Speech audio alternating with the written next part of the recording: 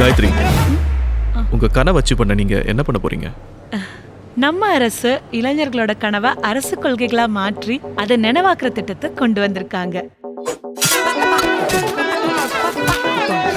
என் கனவு, என் எதிர்காலம்.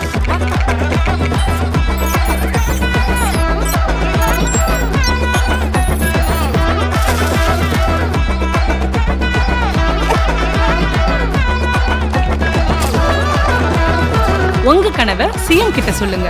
என் கனவு, என் எதிர்காலம்.